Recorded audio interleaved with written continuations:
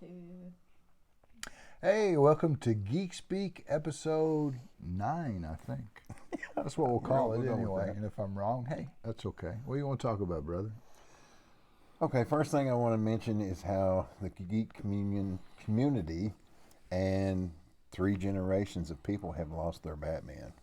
Kevin Conroy passed away. Yeah, that was sad. I mean, we could do a whole episode on that man's career alone. I mean, he started out in Juilliard. He did Shakespeare. He was Hamlet. He did A Midsummer's Night. But what most people know him for is the 30-odd years that he played. Yeah, I can't imagine anybody else doing the voice of Batman other than Kevin. Yeah, and to this day, you read the comics, and that's the voice you hear. When we read and we have a certain character, that's the voice we hear, just like Mark Hamill will always be the Joker. Right. So, yeah, I was kind of, I won't say brought to tears, but I was like... Anytime somebody you admire in the geek community or Right. in the community in large, passes away is kind of sad. Yeah. Well, let's see. Let me change the tone completely. Okay. So they're actually have finished filming a Mad Max prequel. Okay. Called Furioso, and it's the character that was in the last Mad Max, the girl with shaved head and the dark eyes and everything. And what's that actress's name? I don't know. I forget. But anyway, Charlize Theron or something like that. Anyway, but anyway, they just got through filming it, and which I think's cool. Okay. I love the Mad Max world. Right. And now we'll be the first Mad Max without Max. Max. So how are they calling it Mad Max? Because it doesn't really have Max in it. Well, they got to throw it in there, I guess, because it's his world. But Chris Hemsworth, who plays Thor, Yeah. he's in it. He just got through. I didn't even know it existed. He just got through. Are they going to filming put a hockey mask on? I don't know, but he was just announced he just finished it, and I think Extraction too. He was going to take a break from acting because apparently they can do a genetic test on you and see how predisposed you are to Alzheimer's, and his father has had issues with that. Okay. And apparently he's got like a 9 out of 10 chance of having issues with it. Huh. And so, I mean, the guy's made more money than you and I will ever see in our lifetime. Right. So he's concentrating on his wife and kids, which I admire. And he's going to step away from Hollywood for a while. But he announced he just finished those 2 movies and he wouldn't be doing anything else for a while. I also understand that, but Bruce Willis found out that he has aphasia. Aphasia. Yeah. And so, because people were not understanding why he was doing so much. Yeah. And it was because basically he was trying to build up funds because he knew there was going to come a point that his acting career was going to stop. Right. I mean, he even sold his likeness to deep fake. Yeah. Oh, really? Yeah. So. Well, we have a family member who's dealing with that, so it's nothing. That's no small matter. It really changes your life and everybody that's close to you. Yeah. So, what else you got, brother? Holidays are coming up, so there's a couple of holiday movies that kind of interested in. Well, one I'm not interested in, but okay. So the Christmas Story. Yes. So HBO is brought back Ralphie, and they're doing a Christmas story. Yeah, I saw that. Yeah, with like a new generation and a new time era and things like that. And you kind of, it's kind of a Christmas classic. Yeah. And it's kind of like you don't want to mess with that crap. Right. I understand why they're doing it. It's all got to do with bank, but still. So that's one, and then Disney is. Come out with a new Santa Claus series after the movie Santa Claus. I was always a big fan. Yeah, you was a big fan of that. Of those movies, and so I've watched the first 3 episodes. They're not like releasing the whole thing at once. Yeah. They've only released 3 series, and it's kind of like because it's kind of showing him lose his Christmas spirit and working on retirement and finding his replacement. And, and kind of hard, man. You never know. I mean, you got to give it a chance. I mean, anytime something new comes out, you have hope for it that it'll be good. But oftentimes, those hopes are dashed. Right. But so The Witcher, the Netflix series. Have you watched that? I watched the first episode and got so lost. I was like, yeah. Well, I'm a fan of the books and Henry Cavill. Right. And he is too. Is it Cavill or Cavill? Tornado. Oh, okay. So Henry, he did the first 2 seasons, and he's stepping away for the third. And they're having one of the Helmsworth brothers. It's not Chris. I'm not sure one of the other ones that's going to step in. And but the reason he did it is because he was so passionate about those books and about that character, and the writers and the producers are just going off in their own direction, and they're not following the books. Oh. And as a matter of fact, the writers openly mocked the books. So who produces that? Netflix.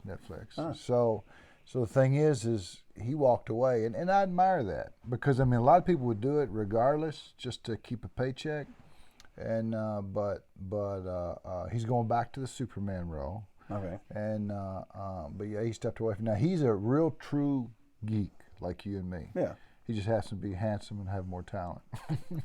But him and I would say Henry Cavill or Cavill, however you say it, and Keith Urban or Carl Urban, that was in. He played in Lord of the Rings. He was Dr. Bone or Dr. McCoy, and then he was Butcher in The Boys, and he played Judge Dredd. I mean, he's kind of had the dream career that I would like to have had, because he's talented and he's a geek also, and those are the movie roles that he chooses and the TV roles. But anyway, I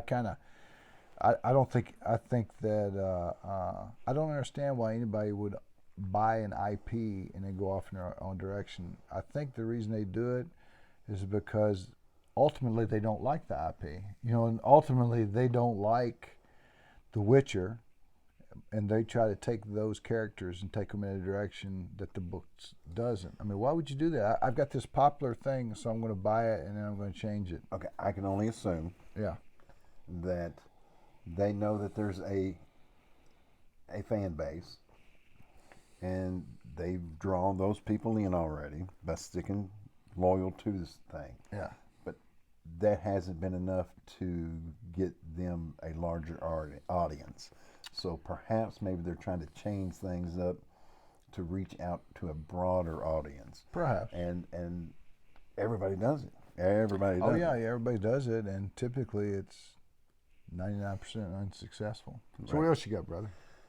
Ben, you mentioned Henry Cavill. There's a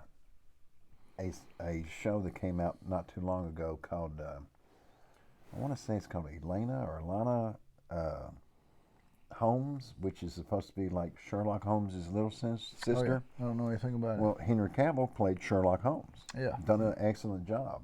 And they're coming out with a second version. And I don't know if you've known, I know nobody else has ever been told, but I am a big Sherlock Holmes fan. Oh, yeah? I didn't know that. Yeah, Sir Anthony Doyle, I can't remember his middle name. Conan, I think, is his middle name. Cool, right? Yeah, So, I like Conan. he wrote the stories, and then I've been a fan ever since Peter Cushing done it back in the day. That was before us, but he kept it kind of straight-laced, And then I was also a fan of Robert Downey Jr., who did Sherlock Holmes in kind of like a codependent drug alcohol. Yeah. guy, I watched that. Yeah, which was kind of different. And then I kind of like those. I like those. yeah, and then Cumberbatch did his version, and he was kind of more of a narcissist, OCD kind of Holmes. Yeah, and that was kind of entertaining take. So I kind of like Cavill's version of it because he kind of takes it back to the straight-laced. And I think that's why I was always a Batman fan, because he was like a detective too, and you could see what the problem was, and he puzzled it out. Yeah. And so I think it's kind of cool. Now, the one thing I'm not a fan about, it's a good show, but in the books, there was, in the literary version, the only sibling that Holmes had was a brother. I can't remember his name. Something started with a M, I think. But anyway, and it wasn't Moriarty. That was the bad guy.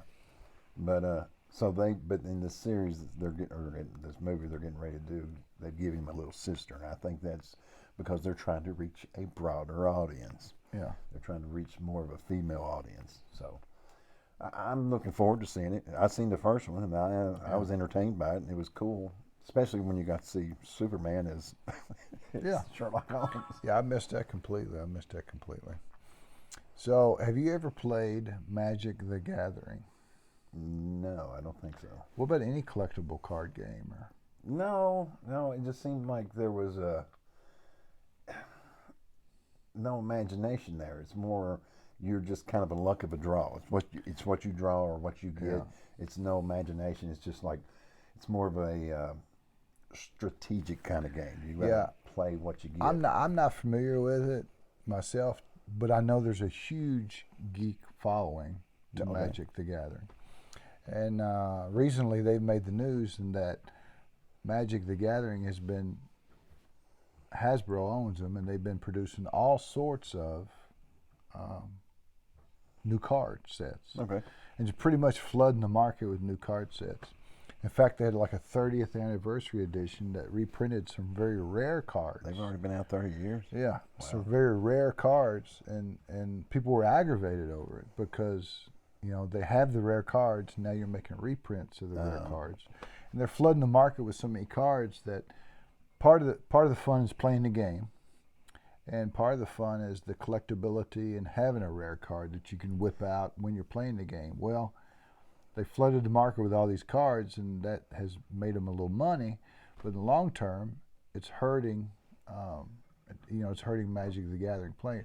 And Hasbro has been making a lot of mistakes. Number one, going to like the toys that don't have the windows.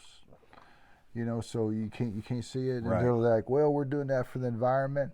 Well, collectible, adult toy collectors don't toss away the package anyway. So Right. it doesn't matter what it's made out of. They're just doing it to save money. And you're not really saving the environment when you're selling a big chunk of plastic anyway. Right. They say that Wizards of the Coast, which is owned by Hasbro, it's gone really woke and turned a lot of players off. And they're trying to come out with a new version of Dungeons and Dragons called Dungeons and Dragons 1. And it's supposed to be like a combination of all the previous Dungeons and Dragons, but it's just to get you to buy more books and stuff. Right. They're not selling Hasbro just not selling any Star Wars toys because people have kind of moved on and have kind of fed up with that. They say it's oversaturation, but it's just lack of quality. So as far as the reprints on the cards, I mean, like we've all bought comics that's been reprinted.